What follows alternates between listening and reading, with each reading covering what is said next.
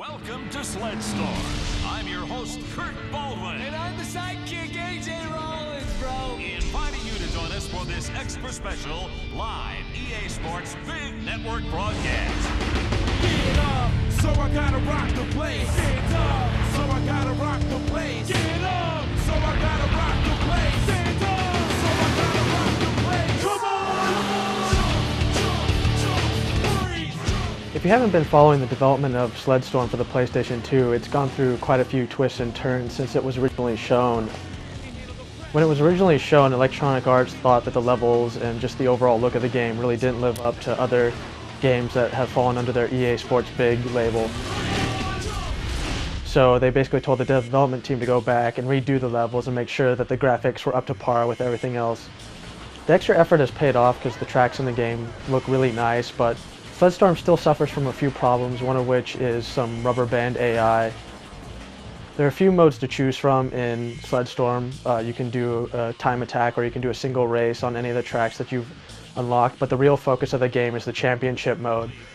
In this mode you'll be able to unlock new riders and new sleds, each of which has different abilities and different speeds, so as you progress through the game you'll be able to have access to faster sleds and be able to compete with some of the more difficult opponents.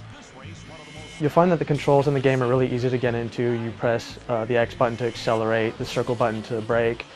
By pressing different shoulder button combinations you can execute different tricks, and depending on the combination that you use, the tricks will get more and more difficult and more complex, but you'll get more points and your turbo meter will charge faster. Unfortunately, because of the rubber band AI in the game, there really is no reason to do tricks or even use turbo in the first 2 laps of a track.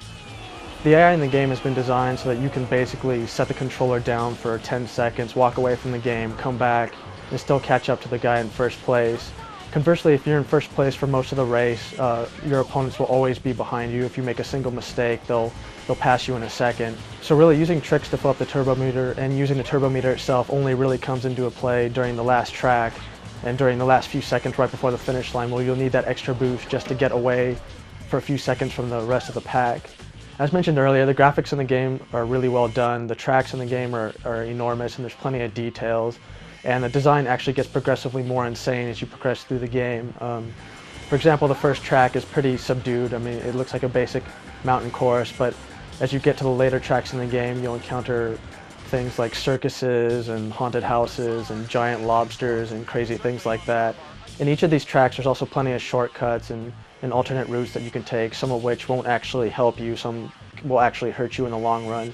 But in general, the level design is actually really good, and you'll have a lot of fun going through each track trying to find which route is the best to take.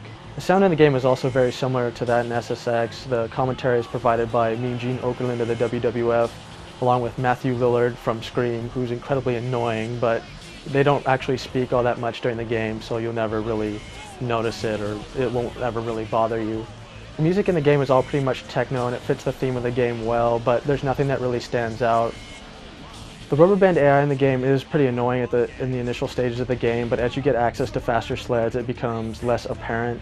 But overall the trick system has been adapted well to the game. It's a lot of fun, the tracks are a lot of fun to go through and explore, and if you're looking for a challenge, Sled Storm will definitely give it to you.